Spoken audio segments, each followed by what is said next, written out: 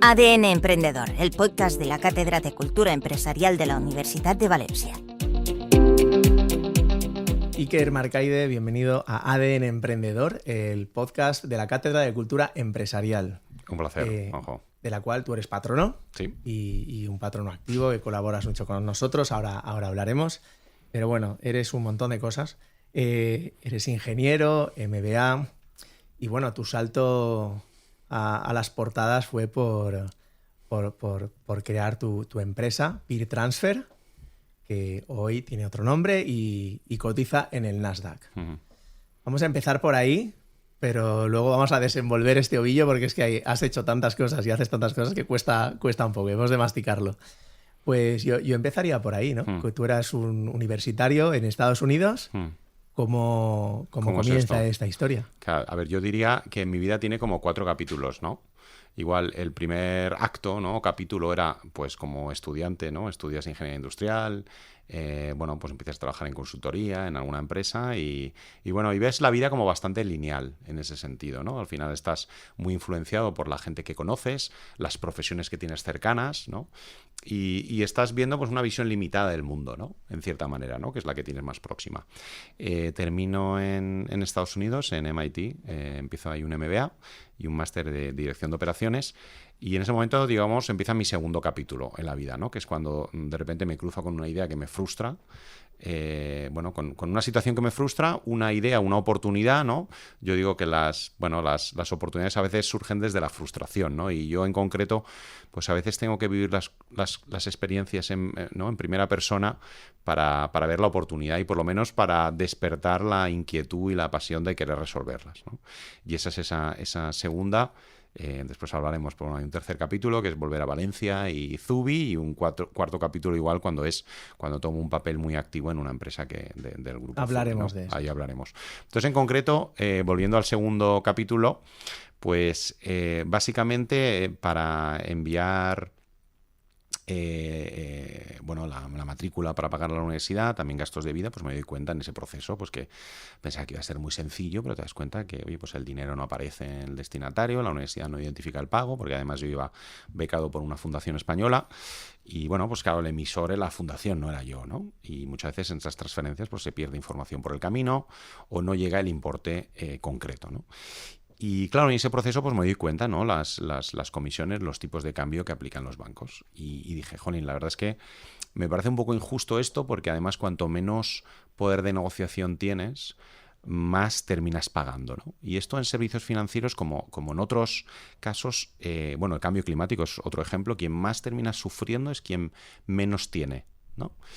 Y entonces me lancé casi con la misión de, bueno, cómo hacer el mundo un poquito más justo, intentando ofrecer buenas condiciones en los pagos internacionales a todas las personas, ¿no? Inicialmente, y el nombre de Peer Transfer era porque era una red peer-to-peer para mandar dinero, claro, con esta idea loca de, bueno, hay dinero, hay gente que se está moviendo de España a Estados Unidos, hay gente de Estados Unidos a España, ¿por qué no cruzar esos flujos y netearlos, ¿no?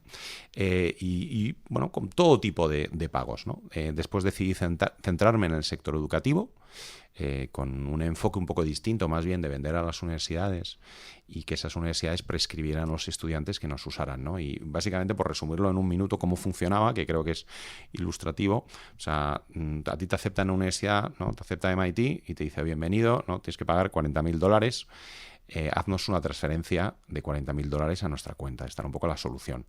Lo que yo ideé era una forma donde te recibe la universidad, bueno, te admite la universidad y te dice, vale, como vienes de España, bueno, te dice, vete a esta web, ¿no? Y ahí nosotros diríamos, vienes de España, esos $40,000 son 30.000 euros, haz una transferencia de 30.000 euros a una cuenta nuestra en España, ¿no?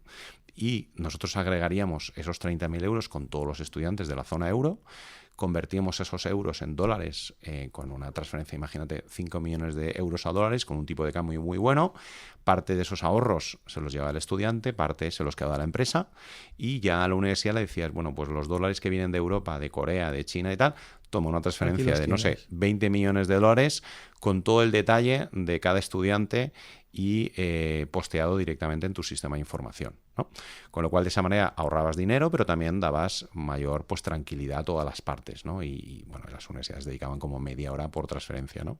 Y esta idea como sencilla, que al final, no, ¿qué reinventas? Bueno, no reinventas ningún elemento, o sea, nosotros no creamos un banco en ese momento, sino más bien era, bueno, encajar piezas existentes. Habíamos cuentas por el mundo, gestionamos toda esa conversión de divisa, toda esa experiencia online, ¿no? Pues no teníamos oficinas, y todas esas integraciones con las universidades, ¿no? Con toda una capa de atención al cliente, etcétera, etcétera, ¿no?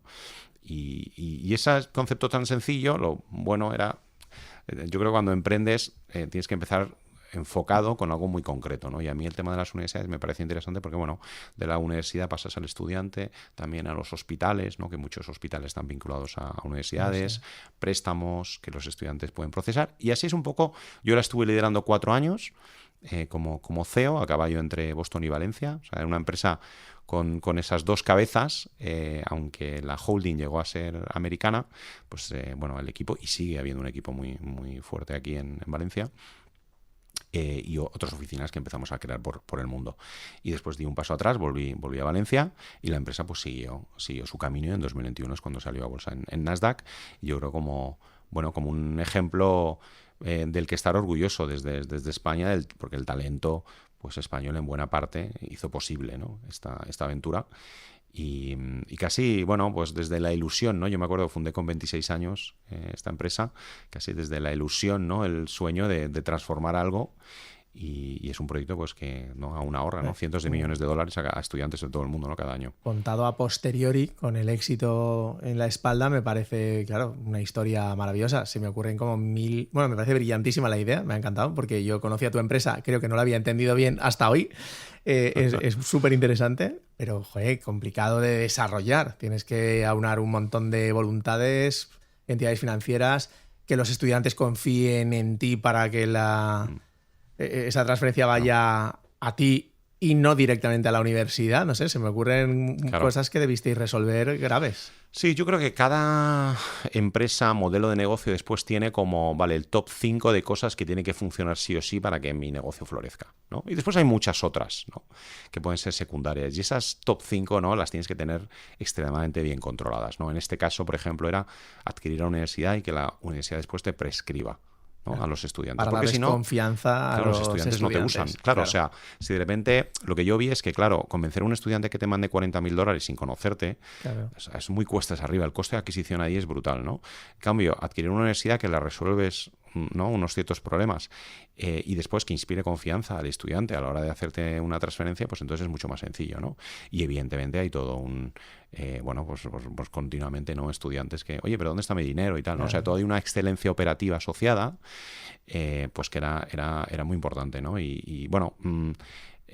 fue un proyecto muy, muy, ¿no? Muy bonito. Yo creo que de ahí, en esa época, ¿no? Pues esto fue 2009 que la fundé. Pues bueno, el concepto de fintech pues tampoco estaba tan extendido, incluso de startup, ¿no? Yo me acuerdo en Valencia incluso, ¿no?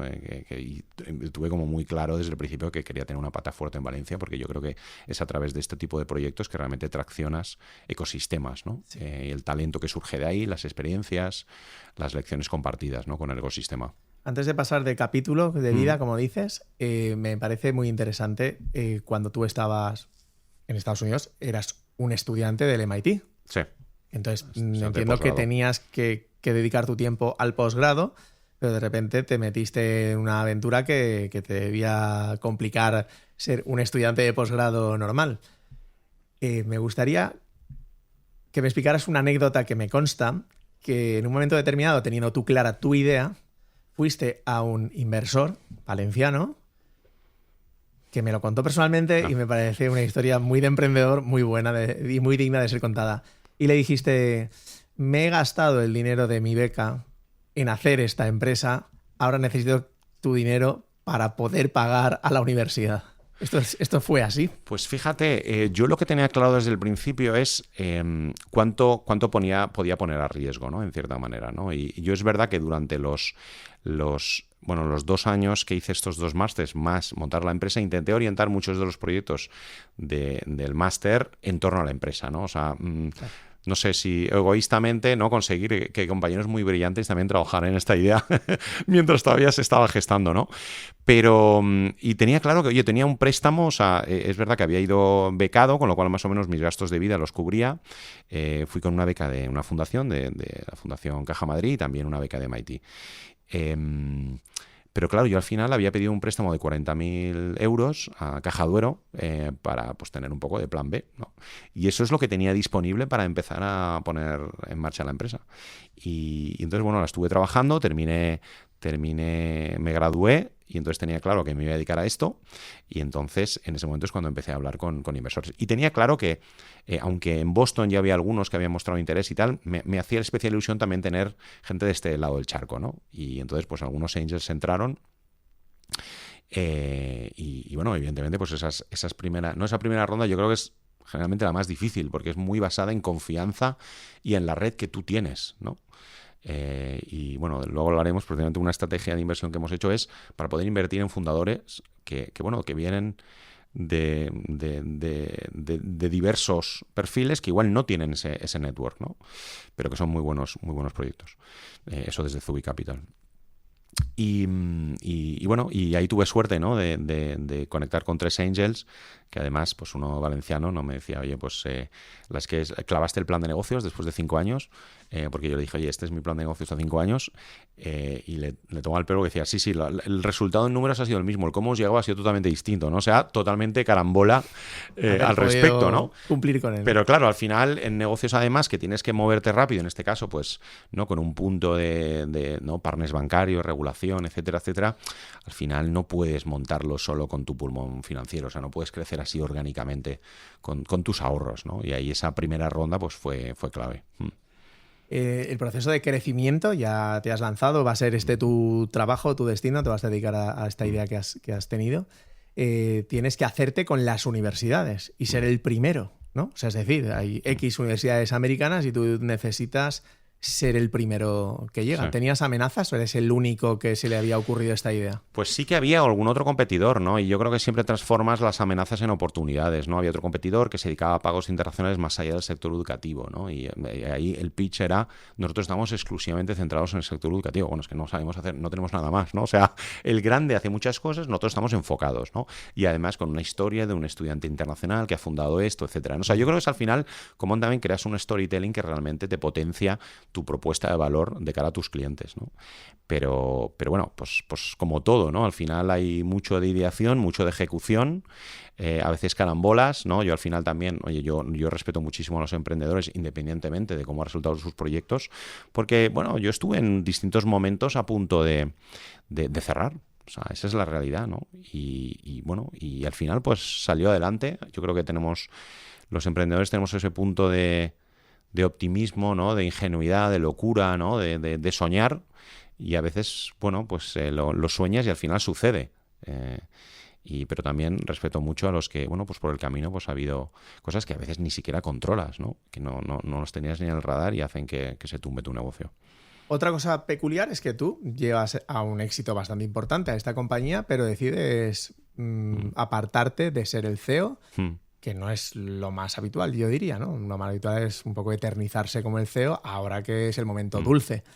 Y no, te retiras y te vuelves aquí a tu tierra. Sí. Pues fíjate, yo creo que el gran proyecto que tenemos en nuestra vida, cada uno, es realmente conocernos a nosotros mismos, ¿no? Es ese ejercicio también de descubrimiento continuo. Y yo creo que yo por el camino me he dado cuenta, ¿no? Que yo a mí lo que me motiva es emprender, ¿no? Igual gestionar, ¿no? Y separo esto, ¿no? Porque creo que hay CEOs profesionales muy buenos y después hay emprendedores y empresarios muy buenos, ¿no? Y son labores un poco distintas, ¿no? En ese sentido. Entonces yo siempre cuando creo un proyecto tengo claro que no quiero ser el cuello de botella de la empresa, ¿no? Es decir, intento crear el mejor equipo casi para que la empresa pueda ser autónoma, ¿vale? Y esto es mi visión particular. O sea, hay empresarios que dicen, no, o sea, aquí va a depender de mí hasta que yo me muera, ¿no? Y esto, bueno, es una filosofía, ¿no? Que implica que, bueno, en este caso tuve suerte de crear un equipo muy bueno, ¿no? Ya éramos líderes globales, pues, no sé, tres cuartas partes de las universidades en Estados Unidos nos usaban. Habíamos levantado ya también dinero, estaba bien fondeada y entonces en ese momento pues coincidió nació mi hijo en Valencia, mi primer hijo.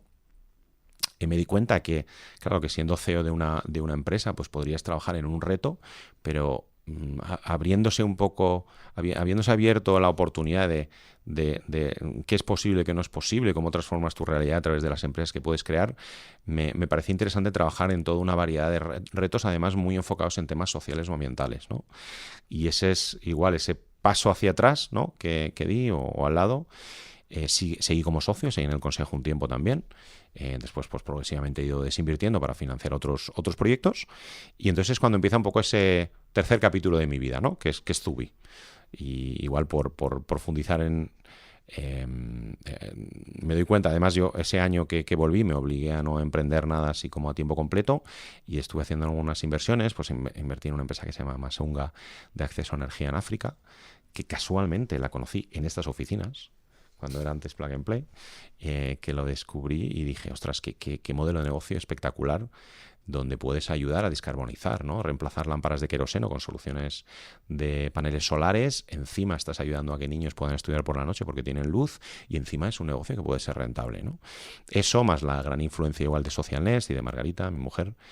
Y dije, ostras, este es el tipo de empresas que quiero hacer, ¿no? ¿Y por qué no crear una plataforma donde más bien sea un cofundador, no el CEO, donde podemos impulsar proyectos y crear empresas que pues nos contribuyan a un futuro mejor? Y la empresa más bien como instrumento de resolver retos sociales o ambientales, ¿no? Y ese fue el inicio, ¿no? Sí. Ese fue el inicio. Después, la vida hacia atrás la explicas, no está todo muy ordenado. Cuando lo vives es cuando no vas viendo las idas y venidas. Estamos en 2014.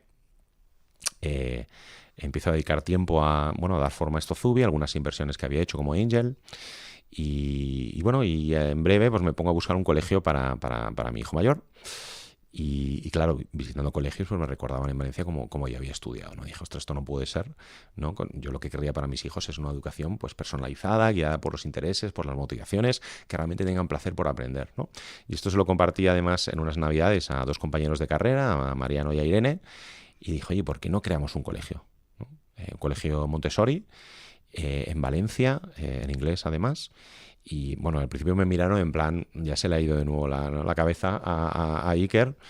Y claro, ahí lo interesante es que en 9 meses cumplían 3 años nuestros hijos, con lo cual sí o sí, ¿no? O sea, lo bueno cuando tienes un plazo es que ya cuentas hacia atrás y te determina que es factible o que no. El objetivo era escolarizar a tus hijos en tu propio colegio, me encanta. Bueno, el objetivo era como crear un colegio total, como a mí me hubiera gustado ir, Sí, ¿no? sí. Cuando he tenido muchos la de oportunidad nosotros... de verlo, y de hecho hace muchos años. La casualidad quiere que yo a Mariano le conocía a través de mi hermana y me enteré de este proyecto, me parecía una oportunidad brutal. Me interesaba el mundo Montessori, ese tipo de educación alternativa y fui a verlo, casi lo acababais de inaugurar. O sea, es un colegio precioso, en un entorno natural, claro, una cosa que da gusto educarse ahí, claro. No, es una pasada. Empieza el primer, digamos, en el pequeñito cole, ¿no? En Valencia fue en 2016, realmente ya el nuevo edificio que construimos de cero fue en 2019 y a partir de ahí, pues bueno, casi que tenemos 500 niños, 10 años, ha sido una experiencia, o sea, también por poner en perspectiva, ¿no? Lo que son los proyectos y los horizontes temporales, ¿no? De cosas transformadoras. Y ahora pues vamos a iniciar la construcción del edificio de secundaria y bueno, pues es un proyecto, la verdad es que yo me siento muy orgulloso, ¿no? También porque, bueno, pues mi gran motivación igual es impactar positivamente a mis seres queridos, ¿no? Y esto lo vivo en primera persona.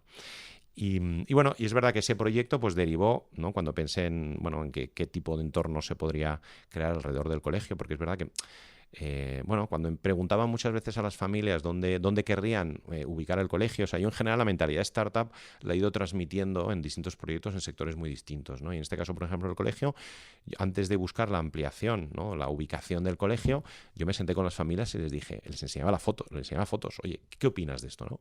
Y claro, me di cuenta que la gente, a poder elegir, lo que querría es tener el colegio en la puerta de su casa.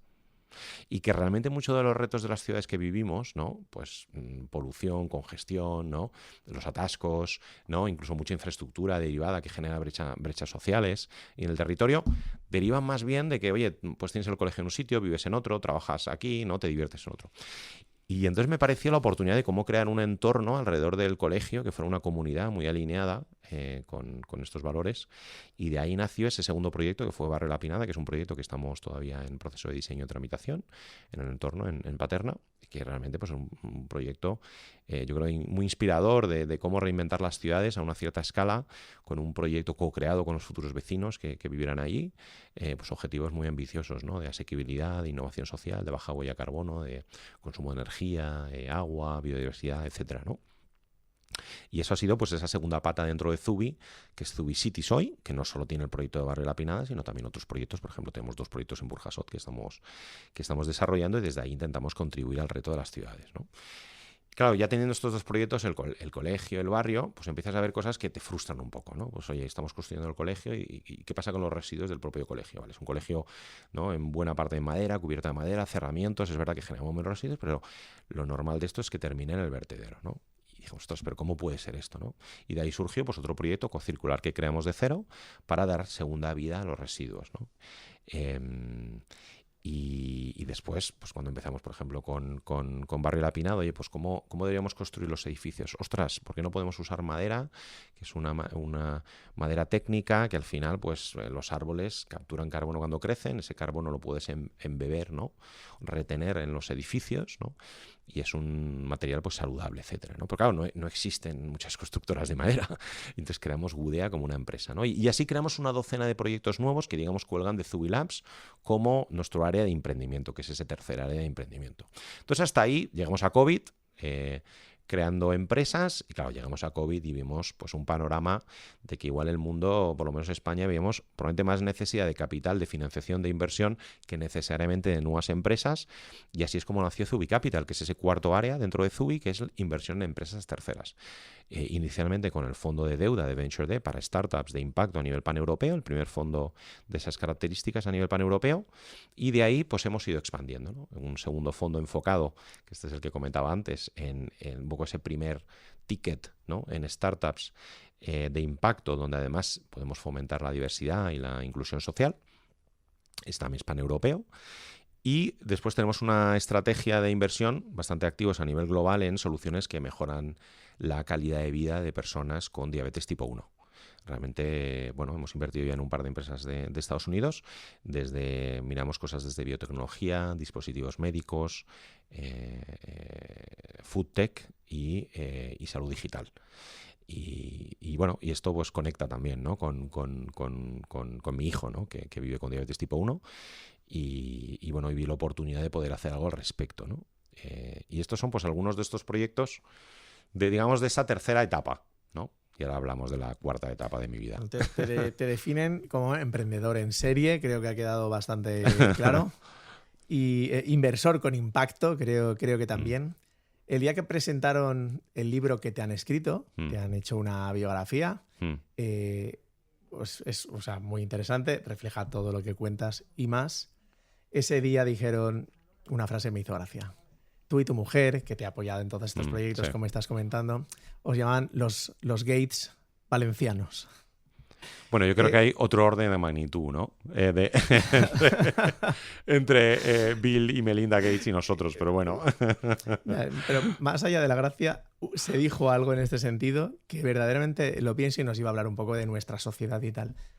Tú, con el impacto que has tenido, el éxito en tu primera empresa, que es un éxito objetivo e internacional, este impacto que tienes ahora en la ciudad y más allá de ella, ¿por qué no eres más famoso, Iker?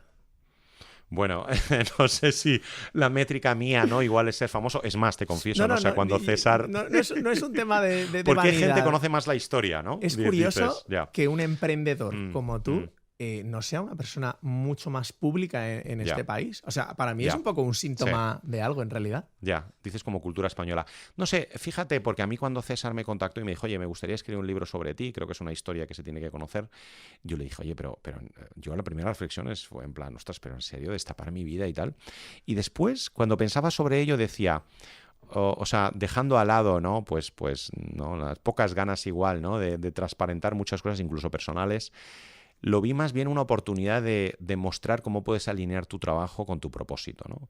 Y que ese camino a veces, ¿no? De emprender, a veces te salen las cosas bien, a veces no.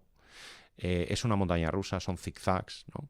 Y yo creo que la gente pudiera vivir esto, ¿no? Un poco en esa historia, ¿no? Narrada además cronológicamente, pues podría ser interesante para acercar, ¿no? Y yo hay una cosa que me frustra mucho, es que la gente renuncie a aspirar a trabajos que realmente le motiven, ¿no? Y que le doten de propósito, ¿no? Y que encuentre eso, ¿no? Y este fue un poco pues ese acercamiento o ese interés. Yo creo que, a ver, a mí mi gran motivación, ¿no? Comentaba, a mí son mis seres queridos, ¿no? Y me doy cuenta que, oye, pues el aire que respiran mis hijos es el mismo que respiramos todos. Entonces, el cambio climático, si no lo miras a nivel global, pues no tiene mucho sentido, ¿no? O sea, el bienestar social, el bienestar de todos los demás implica el bienestar de mis hijos, ¿no? Que anden tranquilamente por la calle y no les pase nada, ¿no? Entonces, para mí ese ha sido el marco de actuación, ¿no? O sea, casi más desde la frustración o inconformismo con las cosas que hemos ido viviendo. Y bueno, y Zubit, somos 300 personas en Valencia, Madrid, Barcelona, cumplimos 10 años el año pasado. Me encantaría pensar, ¿no? que el futuro pues podemos ser más grandes. Igual, si es más conocidos como un medio, ¿no? de movilizar talento, de movilizar coinversión. O sea, nosotros al final también vemos nuestro capital de manera muy catalítica, asumiendo ese riesgo inicial, ¿no? de los proyectos. Después, generalmente, tenemos coinversores que se suman, ¿no? A medida que los proyectos empiezan a tener caras y ojos, coinvertimos con todo tipo, ¿no? Con family office, con fondos de venture capital, con capital institucional. Y ojalá, ¿no? podemos abordar pues los retos que abordamos pues cada día de manera más sistémica, ¿no? Entendiendo cuáles son las palancas adecuadas para atacar, ¿no? Y posiblemente eso me lleva a la cuarta etapa, ¿no? El cuarto capítulo. Porque en realidad es curioso que parecía que ya estaba todo hecho. Todo por hacer. Habías tenido tu éxito empresarial y luego estabas devolviéndole a la sociedad lo que la sociedad te había dado, ¿no? Y de repente dices, no, me vuelvo a bajar al terreno y te involucras personalmente en las operaciones del día a día de un proyecto, Mateco, que tampoco es sencillo de definir en 3 palabras. Sí. Pues fíjate, yo esto has comentado, ¿no? De vuelta social. Yo, claro, cuando pienso en empresa, pienso en, a través de los mecanismos del mercado, resolver los retos que vivimos, ¿no? Y para mí no es un ejercicio de filantropía. Y los retornos financieros que buscan los proyectos son retornos de otros, como otro tipo de empresas, ¿no? Es decir, no sé, los edificios que construye Udea tienen que ser igualmente competitivos con otros tipos de proyectos para realmente generalizarse, ¿no?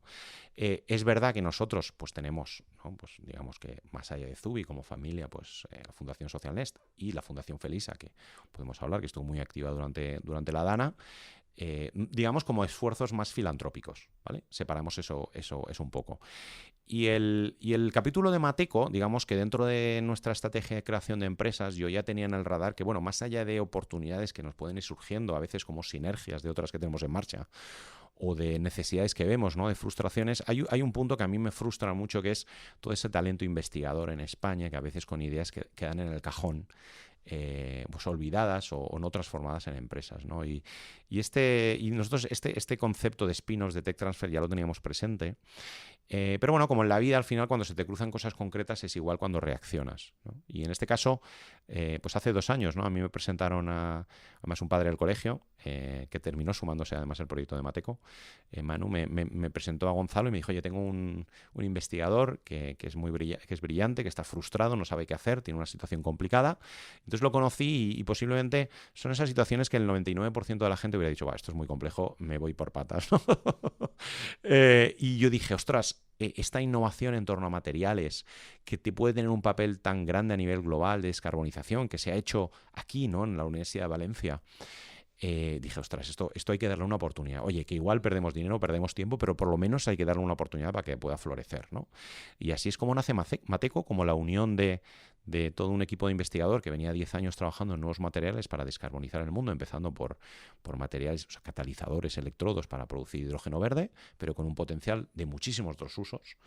Y Zubi, ¿no? Como el socio de negocio, cofundadores de negocio, para intentar pues dar un porvenir y crear una empresa, ¿no? En ese momento pues no había ningún empleado en una estructura accionarial compleja, ¿no? Pues sus complejidades como empresa que le iban a impedir florecer, ¿no? Y no iban a traer capital. Y entonces nos lanzamos en esto. Al principio era, casi más como cofundador, sin aspiraciones de tener un papel más activo. Con el tiempo me di cuenta que es un proyecto que requiere, inversiones mayores inversiones que otras, que es muy global, es muy técnico, muy complejo, y dije, oye, la verdad es que, bueno, lo mismo que he ido profundizando en distintos momentos, ¿no? Bueno, evidentemente con Flywire, después con Imagine, con el colegio, con el barrio, con algunos proyectos que cofundamos, con Zubi Capital, pues posiblemente era una buena oportunidad el profundizar, ¿no? Durante un tiempo en este proyecto, y por eso asumí pues esa figura también de CEO del proyecto, y en 2 años bueno, ya estamos vendiendo, ¿no? Por todo el mundo a clientes desde, ¿no? Norteamérica, Asia, Europa, y realmente un material y utilizando el poder de la electroquímica, que vinculado a fuentes renovables pues puede descarbonizar el mundo, ¿no? Y digamos, por resumirlo de nuevo, ¿no? Yo intento ser como muy didáctico en ese sentido, por resumirlo en un minuto de qué va, ¿no? Lo mismo que hacía con Flywire. Básicamente, digamos que cuando pensamos en descarbonización hay toda una serie de palancas, ¿no? Uno de los cuales es la obvia, que es la electrificación, ¿no? Cuando pensamos en coches eléctricos, calderas de gas que se sustituyen por aerotermia, por ejemplo, ¿no? Pero claro, hay todo un espacio que no llega, ¿no? No llega a la electrificación. Si pensamos en aviones, no podemos forrarlo de baterías, ¿no? O barcos, o industria con alta temperatura, ¿no? Entonces hay todo un espacio para los combustibles renovables, con la misión de reemplazar a los combustibles fósiles, ¿no? Y ahí es el papel que juega el hidrógeno, ¿no? Como forma de almacenar energía renovable, eólica, solar, y utilizar esa energía para una serie de fines donde al final pues no genera la huella de carbono que generan los combustibles fósiles. Entonces, esta historia es muy bonita, solo hay un catch, es el coste, que es muy caro, ¿no? Es mucho más caro que los combustibles fósiles. Y ese Green Premium es el reto, ¿no? Muchas veces para adoptar soluciones más sostenibles. Y ahí es donde juega el papel, ¿no? Mateco, porque digamos que esas reacciones químicas que necesitan suceder, Mateco contribuye a que sean mucho más eficientes, ¿no? Y si reduce el 20% el coste de producción de hidrógeno, pues puede desbloquear la viabilidad económica, ¿no? Y digamos, estas reacciones químicas se facilitan por unos catalizadores que son un polvo, ¿no? Que depositados sobre una superficie metálica forman los electrodos, y que se inserta como un componente dentro de los electrolizadores, que son las máquinas que generan hidrógeno, ¿no? En distintas plantas de producción de hidrógeno. Un poco el corazón, ¿no? Que gobierna esos economics y la viabilidad económica realmente son esas reacciones químicas y los catalizadores, ¿no? Ajá. Que además se pueden usar para mucho más allá. Y es bonito que es un proyecto global desde el día cero, ¿no? En tu búsqueda del impacto podría tener Claro. Uno muy importante, ¿no? Claro. Pues hemos repasado 4 capítulos muy interesantes de tu vida. Podríamos hablar horas porque vamos, das para mucho, Iker. Pero por respetar el formato del podcast, voy a hacerte una última pregunta, Sí. que te pido que seas breve. Pero ¿cuál es tu visión de los jóvenes, de los universitarios, a los que representamos aquí, ¿no? Y Sí. hacia los que nos dirigimos? Y del propio mundo, ¿no? Que ellos se enfrentan y que tienen por delante. Sí. Yo creo que al final lo que tenemos que encontrar cada uno es nuestro propio camino, ¿no? Y me encanta, o sea, la misma filosofía que usamos, ¿no? Con los niños Montessori, de realmente cada niño nace con todo lo que necesita, ¿no? Ese fuego interno de capacidad de aprendizaje, y los adultos tenemos un rol más bien de guiar, ¿no? Ese aprendizaje natural. Yo creo que si pensamos en nuestros equipos, desde nuestro liderazgo o los nuevos, ¿no? Jóvenes, yo creo que es similar, ¿no? O sea, al final cada uno tiene ese fuego, esa curiosidad. Lo que tenemos que ayudar es que encuentre ese camino a través de distintas experiencias que labran el mundo, que se conozcan ellos mismos, como comentaba, ¿no? Al principio, o sea, yo creo que se conozcan realmente qué resuena con ellos, y al final también reconocer que se pueden hacer errores, que en la vida pocas cosas son irreversibles, ¿no? O sea, al final yo creo que se pueden tener experiencias, después evolucionar, girar, pivotar, etcétera, y es parte de la vida, ¿no? Y eso es, yo creo, que la parte, lo bonito de la vida, que es impredecible, y tratarla como tal. Y yo creo que en ese camino, ojalá, pues cada uno podemos encontrar nuestro propósito, nuestro papel, y orientar nuestros esfuerzos a aquello que más nos inquieta, nos motiva e ilusiona. Pues creo que no podemos acabar mejor. Muchísimas gracias por estar aquí. Un placer, Juanjo. Ya sabes que estás en tu casa y nos veremos en la cátedra. Muchas gracias. A ti. Chao. Bienvenida, Agnès. Gracias por estar aquí en el podcast ADN Emprendedor de la Cátedra de Cultura Empresarial, de la cual eres patrona, y cosa que te agradecemos, sobre todo por el tiempo que nos dedicas a nosotros, a los alumnos.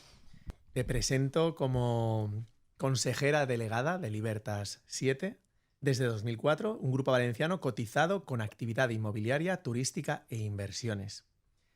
Lo que más me ha gustado aprendiendo sobre tu empresa pues es que ya hace 75 años, ¿no?, que estáis en el mundo y que existe. La fundó tu abuelo y me encantaría conocer mejor esa historia. ¿Cómo comienza Libertad 7? Hola Juanjo, muchas gracias por tenerme esta tarde en tu programa ADN Emprendedor. A ver, es curioso porque mi familia en realidad se dedicaba al transporte de guano. Mi tatarabuelo se dedicaba a eso y mi bisabuelo compró una patente para hacer abonos químicos en Valencia y fue de las primeras fábricas de abonos químicos. Entonces toda una parte de la familia se dedicó a la industria y el único que se dedicó a las finanzas y a la promoción inmobiliaria fue mi abuelo, inicialmente con mi tío en la parte de promoción inmobiliaria, pero fue mi abuelo. Entonces, pues la verdad es que fundó Libertad 7 en el año 46, ya no son 75 años, ahora ya hemos cumplido unos cuantos más, pero nos seguimos dedicando a lo mismo, a promover casitas y a invertir, aparte, bueno, la parte turística, que es un poco un desarrollo de la parte inmobiliaria. Por poner un ejemplo, mi bisabuelo vivía en una finca muy grande fuera de Valencia, en Ruzafa, y en su masía, en el terreno donde él vivía, mi abuelo y mi tío abuelo construyeron toda la segunda mitad del ensanche. O sea, las calles Martí, Gregorio Mayans, toda esa parte era la finca, las casas que se hicieron en la finca de mi abuelo y de hecho de mi bisabuelo, y de hecho muchos de mis familiares siguen viviendo por ahí. O sea que ese es el origen y por lo que te decía, que seguimos haciendo lo mismo. Oye, qué bonito haber construido zonas tan significativas de una ciudad como Valencia, sí, ¿no? Sí, yo estoy muy orgullosa de ello. A ver, las casas no es que cuando las ves ahora son, claro, pues más bien de gusto decimonónico, porque a pesar de que esto lo hicieron entre los años 20 y 30, la estética es más bien decimonónica, pero oye, no vamos a poner peros. La empresa continúa su andadura y de tu abuelo pasa a tu padre, Álvaro, quien entiendo que es el que diversifica y el que amplía, ¿no?, la actividad al turismo y al ámbito financiero. Sí, mi padre era una persona muy inquieta que se hizo cargo de la empresa por necesidades del guión, porque él de verdad quería ser poeta y pintor, con eso que te diga.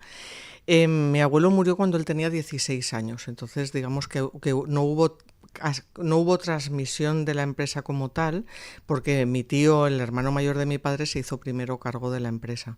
Y entonces, bueno, pues durante bastante tiempo, digamos que se fue haciendo más pequeña, sobre todo la parte de inversiones, y en la parte inmobiliaria sí que había alguna actividad, pero más ligada al arrendamiento que a la promoción. Mi padre era un hombre muy inquieto y que además le gustaba, había tenido oportunidad de viajar mucho y de fijarse en cómo se desarrollaba la actividad económica en el mundo financiero en el Reino Unido. Y entonces se trajo a España muchas ideas y desarrolló negocios. Pues tuvimos una financiera de consumo, tuvimos una financiera de viajes, tuvimos una compañía de seguros, tuvimos una gestora de fondos de valores como actualmente, pero claro, eso no existía, ni había regulación, ni había nada. Entonces, todo eso, una parte la vendió en los años 80, pero la financiera es donde yo empecé a trabajar. O sea, yo como quería ser banquera, pues empecé a trabajar en la financiera. O sea, y todo ese conocimiento venía del Reino Unido Sí. y fue simplemente porque él era así de ávido y viajaba y aprendía. Bueno, es verdad que estudió análisis financiero, mi madre también, quiero decir que el hecho de invertir, y mi abuelo también, o sea, hacer inversiones financieras siempre lo habíamos hecho, pero quizá por esa educación, digamos, un poco distinta, desde luego, de lo que había en España. Sí, avanzada a su tiempo también. Hombre, mi madre fue la primera mujer analista financiera de España, o sea que en fin, era algo que eran muy pocos, eso no existía como tal profesión. Entonces, pues quizá eso le abrió otros mundos. La verdad que nunca le pregunté por qué. te voy a confesar algo. ChatGPT me ha dicho sobre tu madre que algo así, que fue bastante pionera en su tiempo, y que en vuestra casa reuníais a gente y hacíais charlas de cultura, empresa. Sí. ¿Es cierto? Sí. Pero no solo es, sobre todo porque cuando mi madre es francesa, vivía en París, y estudiaba matemáticas, imagínate, y le gustaba mucho el cine, sobre todo sus amigos eran la gente de la Nouvelle Vague, que era digamos el movimiento cinematográfico de aquella época. Y entonces se enamoró de mi padre. Se conocieron en Inglaterra, se enamoró de mi padre y se vino a Valencia en el año 62. ¿Tú te imaginas lo que debía ser aquello? Una huerta. Tú imagínate, un horror. O sea, primero era el franquismo duro, luego aquí culturalmente hablando, claro, ella era una mujer muy metida en movidas culturales. Culturalmente no había nada, con lo que entonces decidieron hacerlo ellos y montaron una especie de... una sociedad, porque en realidad era una sociedad anónima, así tenían menos problemas con la censura y todo eso. Montaron una sociedad que tuvo un local en la calle Martí, o sea, en un local de mi padre, en el que hacían teatro, venían a cantar los de la Nova Cançó, venían, pues eso, els joglars, els comediants, toda esta gente, hacían charlas de filósofos y de políticos, no, porque era un poco peligroso. Hacían conciertos de jazz, hacían toda una serie de cosas. Montaron la primera filmoteca valenciana privada, que funcionó hasta que se la quedó, hasta que se transformó en pública, pero debía ser a lo mejor ya los años final de los 90 o algo así. Entonces, pues sí. Y entre eso y mi padre que le gustaba la política y se dedicaba a la política en la oposición, pues así hemos salido. Así habéis salido, bueno, no ha salido mal del todo. Y bueno, pues hablas de tu madre, una pionera en muchos sentidos de su época. ¿En qué momento te llega a ti la responsabilidad, ¿no? de continuar con el proyecto familiar? Pues desgraciadamente porque mi padre murió repentinamente sin haber estado nunca enfermo en 3 días. Entonces yo solo había trabajado en casa, primero digamos, en secretaría jurídica, después en la parte financiera, y luego pues ya me metí más en análisis financiero, en inversiones y todo eso. Y pues yo no era muy consciente de que mi padre me estaba preparando aparentemente para la sucesión, pero como murió de un día para otro, pues nos reunimos mi madre, mis hermanos y yo y decidimos que íbamos a seguir con las 2 actividades que teníamos en aquel momento, que era la promoción inmobiliaria y la inversión, y que iba a estar yo al frente de la manifestación. Eso fue en 2006, más o menos a finales de 2006. 2007, montados en el dólar, vamos, el mundo era perfecto, y 2008 empezó la crisis. Y a partir de ahí, pues te dejo imaginar que ni promoción inmobiliaria, ni inversiones, ni nada de nada.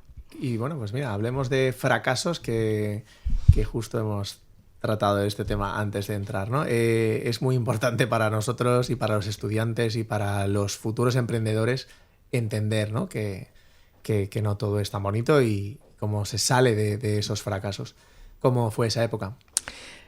A ver, yo primero no lo calificaría como fracaso, puesto que fueron circunstancias ajenas a lo que es la empresa, lo que llevó al desastre, o sea, lo que fuese un desastre nuclear. Cuando hago presentaciones pongo un champiñón nuclear ahí, porque ten en cuenta que nosotros, bueno, primero una parte importante de nuestra actividad era inmobiliaria, con lo que claro, los pisos no se vendían, no valían nada.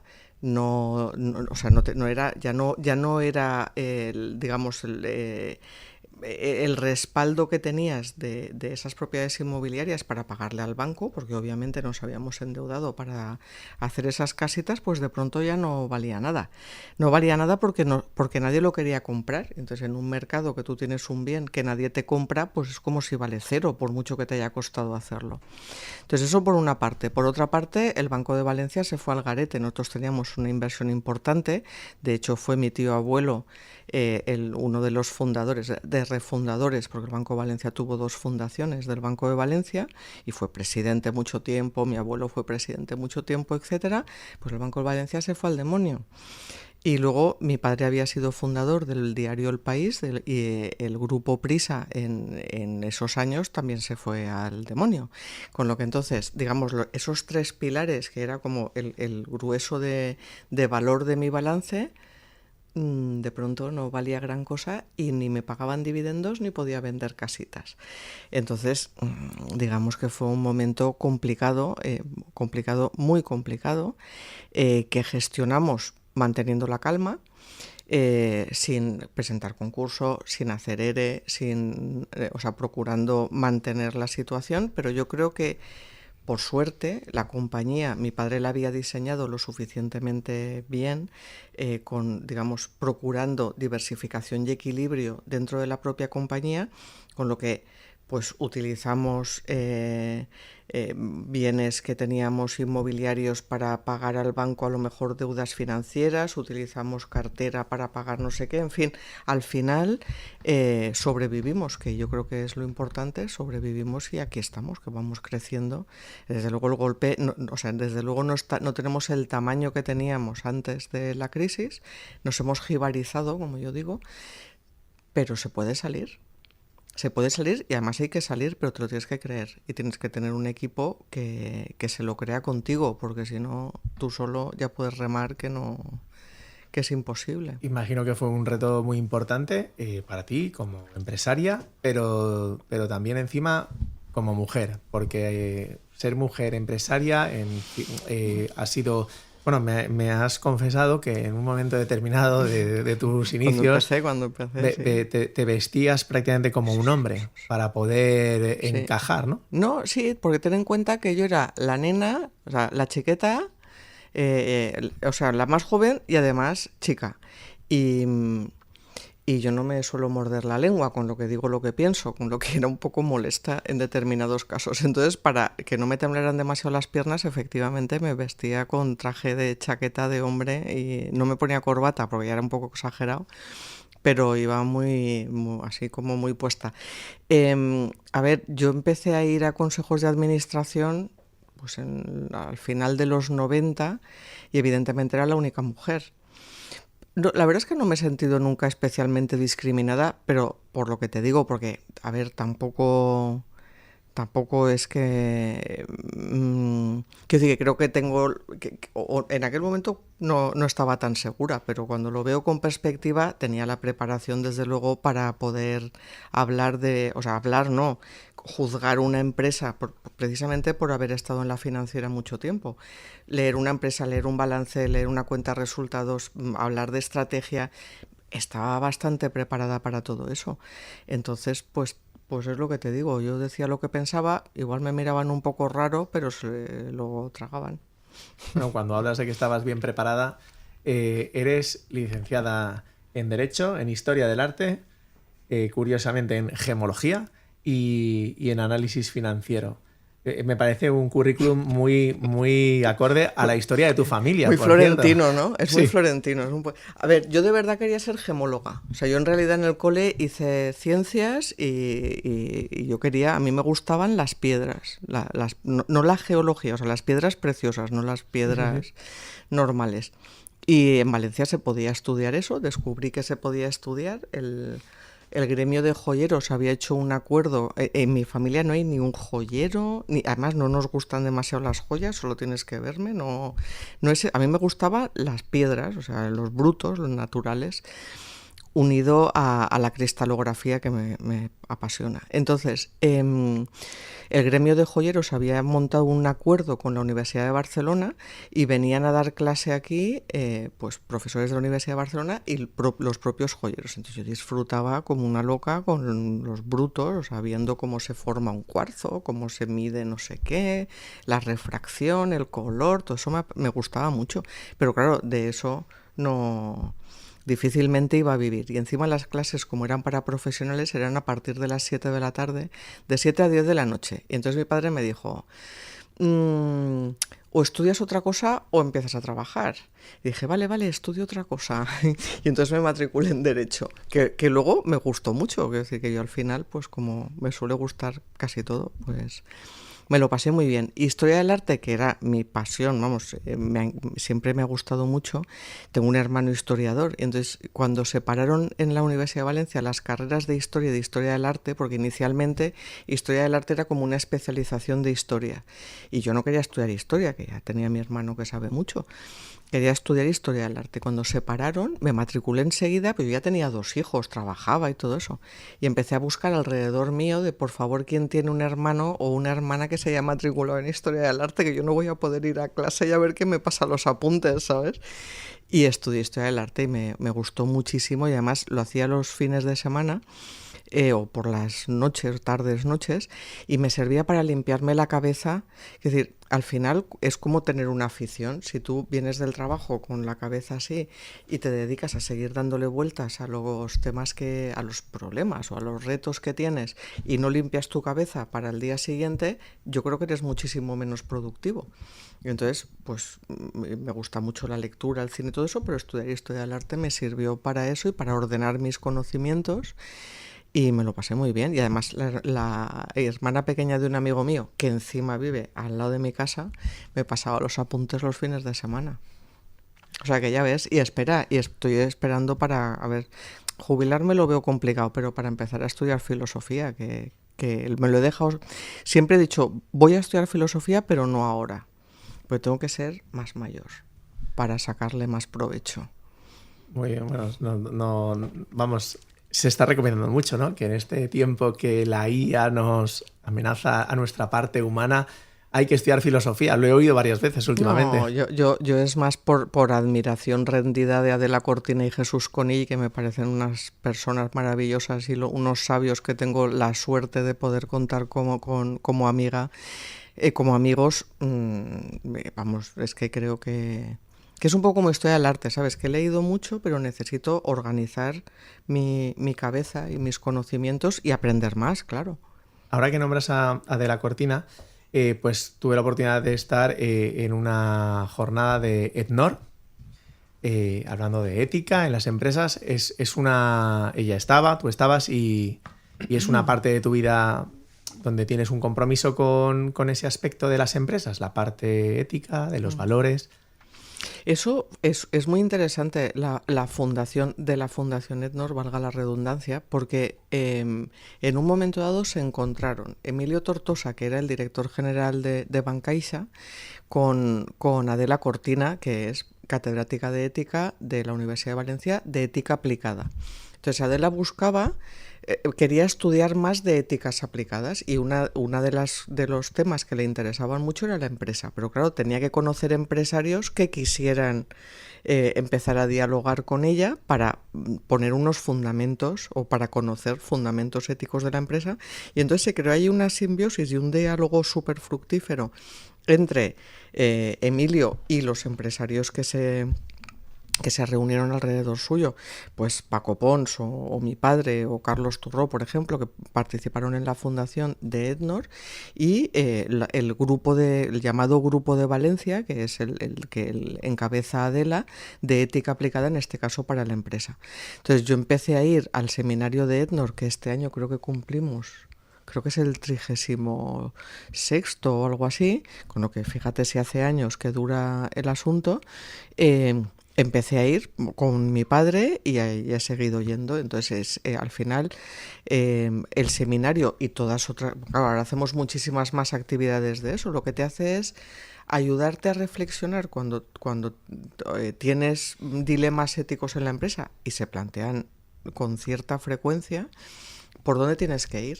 Y a partir de ahí, pues hemos aprendido, o sea, yo aprendo muchísimo, sobre todo aprendo a cómo dialogar con grupos de interés, qué tengo que tener en cuenta, qué valores son los que tenemos que defender sí o sí, cómo hacer llegar a toda la empresa y que permeabilice esos valores que nosotros, que desde el Consejo de Administración pensamos que son los que queremos defender.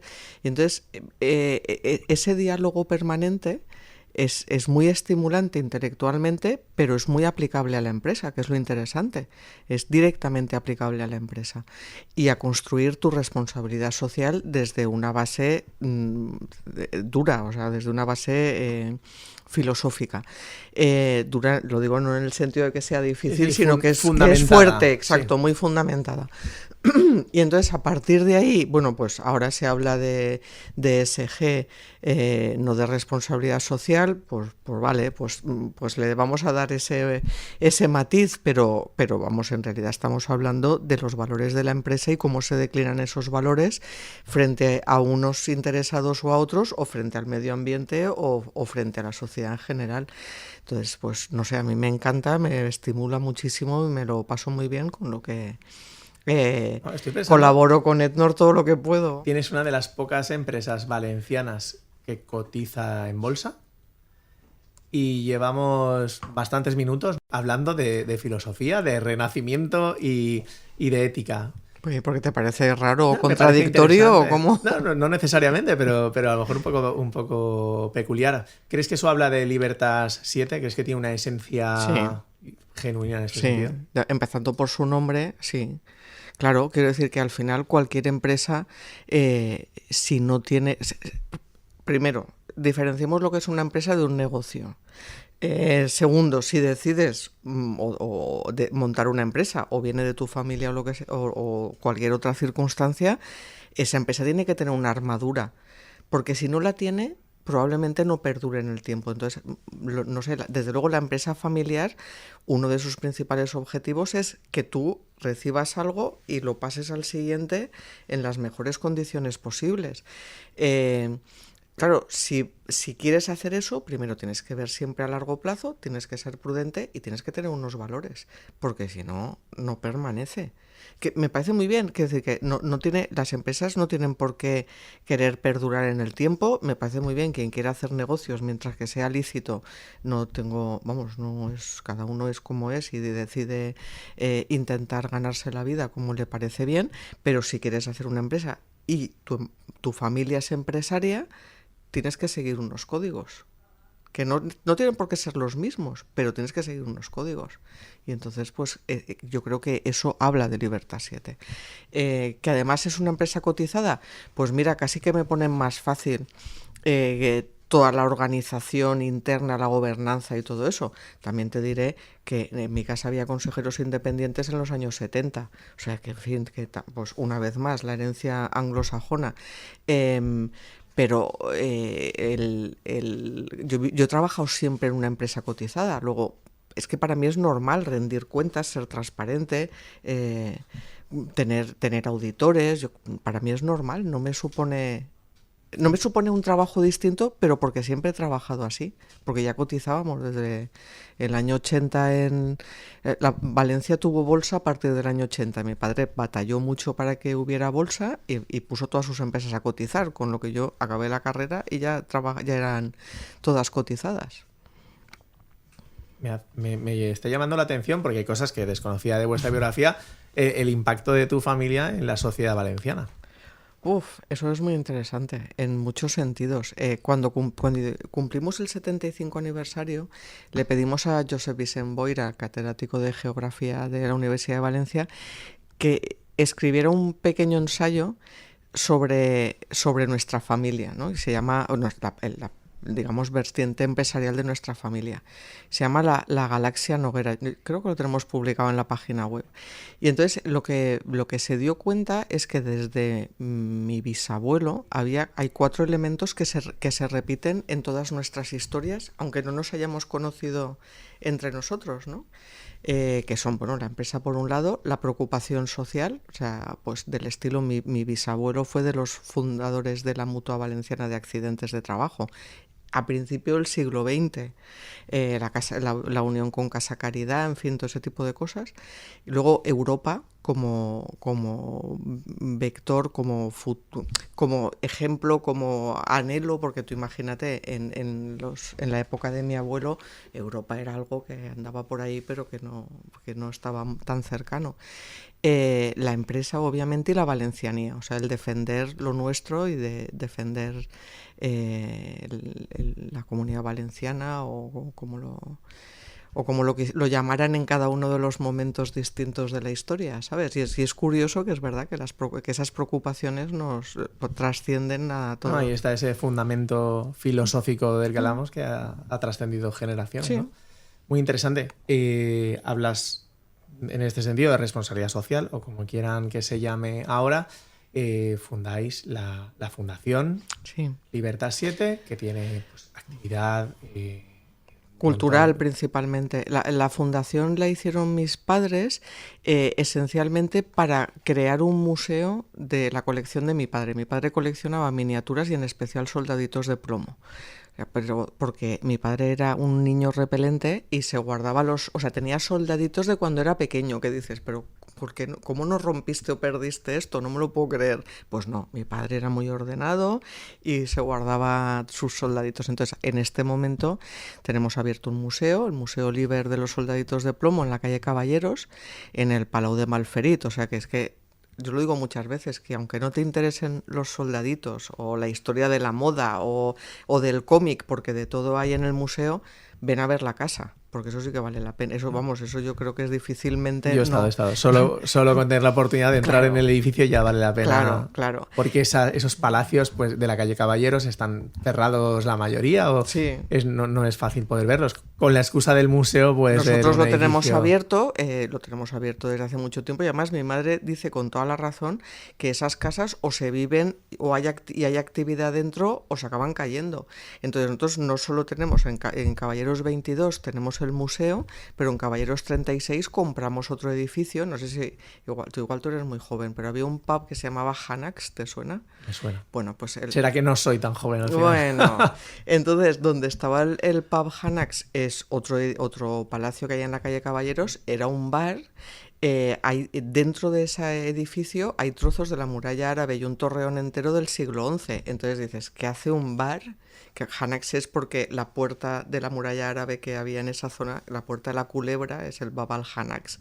Y probablemente estaba donde Caballeros 36. Entonces mi padre, junto con Juan Lladró, en aquel momento compraron ese edificio para que dejara de ser un bar y se preservara de forma correcta. Entonces nuestras oficinas están en la parte de arriba y de eso. Entonces digamos que esa preocupación cultural o por mantener, por dignificar nuestra cultura, nuestra calle. No sé si sabes que hago post de LinkedIn sobre la calle Caballeros cada 2 semanas, que tienen bastante éxito y me divierte muchísimo. Así recupero mi faceta de historiadora del arte. Hablando de la historia. Hablo de arquitectura, de historia, de anécdotas, de tiendas que había en la calle, de rollos, de la procesión del Corpus, de cosas variadas. Debo decirte que cuando fui, hace años también, cuando abrieron el museo arqueológico que hay detrás de la Basílica... La Beneficencia. Detrás de la Basílica de la Virgen, que justo ahí se puede ver el inicio romano de la calle Caballeros. Eso es. El decúmano. Eso me parece súper curioso, no me he olvidado. Sí. Muy interesante. Pues eso, y entonces, pues nada, y luego me dedico a hacer casitas y a invertir. Bueno, por volver un poco, por volver un poco al negocio, hacer casitas en Valencia y después de la última crisis inmobiliaria de la que todavía no sé si... Bueno, dicen que hay un déficit de vivienda, de miles de viviendas, se está encareciendo... Bueno, para los estudiantes que nos escuchan, es bastante difícil adquirir una vivienda en Valencia ahora. Sí. Como expertísima en este sector. Fíjate, nosotros ahora vamos a entregar este año las dos promociones que en la ciudad de Valencia. Hemos entregado una al final al lado de la estación del Cabañal en Blasco Ibáñez y la otra vamos a empezar ahora en la avenida de Burjasot. Nos queda una en Primado Reig y el resto ya están todas fuera de Valencia. Es decir, ha sido tal el incremento de precios de la ciudad y hay tan pocos solares, es que no hay solares en Valencia, solares o edificios para rehabilitar, que es que no se puede. En Valencia es muy difícil que haya más viviendas, quedan muy poquitas bolsas de suelo que ya pertenecen a grupos inmobiliarios, y entonces nos hemos ido fuera y ahora estamos pues en el Puig, en Museros, en Sant Antonio Benajever, en Torrent. Pero que yo creo que es lógico y es normal. Quiero decir, Valencia es una ciudad que está muy encerrada entre el mar, la huerta protegida y los siguientes pueblos están pegados a la ciudad. Entonces, salvo que se revise el Plan General de Ordenación Urbana de Valencia, que ya me gustaría que se hiciera, la alcaldesa dice que lo va a hacer. Espero que sea así. Si no se revisa el Plan General de Ordenación Urbana, difícilmente se va a crear más suelo. Entonces, pues lo lógico es que nos vayamos yendo hacia afuera, pero al final, si tienes un transporte público que te permite llegar al centro en poco tiempo, pues igual tardas menos que, ¿sabes? Tardas menos si vives en, no sé, en Almásera o en Museros que si vives en la ciudad y coges un coche. Entonces, a mí no me parece que sea ni mejor ni peor. Lo único es que sí me gustaría que hubiese un ente metropolitano que le pusiera un poco de trellat, sobre todo a las comunicaciones y al tránsito de la población entre la ciudad y la segunda ciudad, que es toda la que está alrededor. Entonces, si no podemos construir vivienda en Valencia a casi ningún precio, imagínate la capacidad de acceso que pueda tener no un estudiante, una pareja joven o que se quiera emancipar de sus padres. Es que es prácticamente imposible. Entonces, sí que empieza a ser más posible fuera de la ciudad, pero donde te digo que, bueno, pues tampoco me parece que sea tan mala elección, ¿sabes? Y quiero decir que por un lado, hay una parte que compete a los políticos, por otra parte nosotros tenemos que desarrollar viviendas donde podamos y luego por la cuenta que nos trae procuramos, o desde luego en Fixa nos dirigimos a la clase media, o sea, no hacemos ni lujo ni segunda residencia, tenemos algún solar que nos queda de antes de la crisis, pero nos dirigimos al grueso de la población. Entonces, según qué promociones, según las características de los solares y demás, sí que intentamos hacer viviendas muy asequibles, o sea, que en los mínimos metros que nos permite la normativa y con el mejor aprovechamiento para tener la mejor relación calidad-precio que ofrecer a los clientes. Pero es que la normativa es bastante exigente, sobre todo en materia de sostenibilidad, que me parece muy bien, pero eso hay que pagarlo. Creo que conseguimos tener un producto bastante adecuado dentro de lo que nos permite la normativa, ¿sabes? Sí.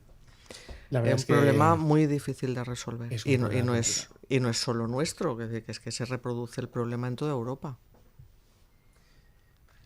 Pues sí, este silencio es el drama social sobre la vivienda. Porque... Sí, yo lo lamento como promotora, desde luego lo lamento, pero es que lo explico ahora cuando tengo la oportunidad, como me estás dando tú ahora, explico que no somos los malvados promotores que subimos los precios porque nos queremos hacer muy ricos. Es que al final el margen que tenemos es el mismo, pero sube la mano de obra, claro, si suben los precios de los pisos, suben los precios de los solares, la gente no es tonta, obviamente.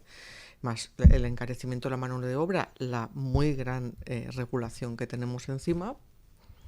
Los márgenes son los mismos. Entonces lo que pasa es que, ¿sabes? Lo vas trasladando a medida que te puja a ti desde abajo, pues vas trasladando hacia arriba. Creo que nos conviene volver a la poesía y a las cosas bonitas. Sí. Quería preguntarte por la universidad. Tú al final, pues bueno, eres una mujer ocupada. No hay más que escuchar un poco la historia de las actividades que tu empresa desarrolla. Claro, soy un poco culo inquieto también, ¿eh? Pues algo de eso tiene que haber, ¿no? Porque le dedicas tu tiempo a venir a hablarle a los alumnos de la universidad, a inocularles esta vocación emprendedora. ¿Qué te motiva a realmente participar de eso? Porque yo creo que es nuestra obligación. Al final, a ver, no te voy a hablar de los gremios de la Edad Media en los que los maestros transmitían a los aprendices, pero es que en el fondo es lo mismo. O sea, la filosofía es la misma. Yo creo que es muy importante que los alumnos que deciden dar el paso y venir a estudiar los programas de la cátedra, el Qui pot ser empresari o Yo vull ser empresari, necesitan escuchar de los empresarios lo que hay, que no siempre es color de rosa, que hay de todos los colores y que lo pasas bien y lo pasas mal, pero al final, ¿qué nos motiva a dedicarnos a esto? Que yo creo que cada uno de nosotros tiene motivaciones probablemente distintas, pero todos tenemos una motivación en común, que es estar al servicio de nuestros clientes y por tanto de la sociedad. Entonces yo creo que esa es desde luego la que nos une a todos. Formúlalo de una manera o de otra, y entonces creo que es una obligación que tenemos de por lo menos transmitir, ya no sé si ayudaremos o no, pero por lo menos transmitir nuestras vivencias. Si me permite esa confianza, tu hijo participó de un programa recientemente del Yo vull ser empresari. ¿Le gustó? Sí. Es que se quedan alucinados. Yo creo que les sorprende mucho, primero que pues como me sorprende a mí de la cortina, ¿no? Que los empresarios no somos el de Forges, que digo yo, ¿no? De las gafas oscuras, el puro y el traje negro, sino que somos personas normales, pues somos sus madres, sus padres o tu vecino de enfrente. Empresario es el panadero del horno de al lado de tu casa, igual que yo. No se mide por tamaño, se mide por que quieres arriesgar tu patrimonio, parte de tu patrimonio, en emprender una actividad para proporcionar bienes y servicios. Entonces, al final, yo creo que no sé si es un poco complicado el romper con ese estereotipo forgiano del empresario, ¿no? Pero yo creo que es bueno, o sea, que pues, oye, entonces mi hijo que vive. Claro, porque obviamente me conoce a mí, pero conoce a Araceli, a Císcar o a Teresa Puchades o a otras personas que probablemente hayas entrevistado o vayas a entrevistar y nos ven como personas normales, pero se siguen sorprendiendo. Y eso está muy bien. Yo creo que al final en la cátedra, si conseguimos sorprender e interesar a los alumnos que tienen un gusanillo de emprender, me parece que es una labor que debemos seguir haciendo. Es una labor muy bonita.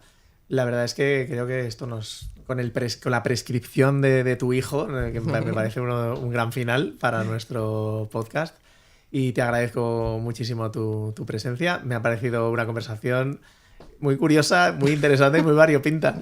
Es verdad que cuando pensaba en sentarme con una cotizada no creía que pasáramos tanto rato hablando de filosofía o de política, pero me ha gustado el tono que ha tenido. Pues nada, te agradezco de nuevo mucho tu presencia y nos veremos en la cátedra. Gracias a ti, Juanjo.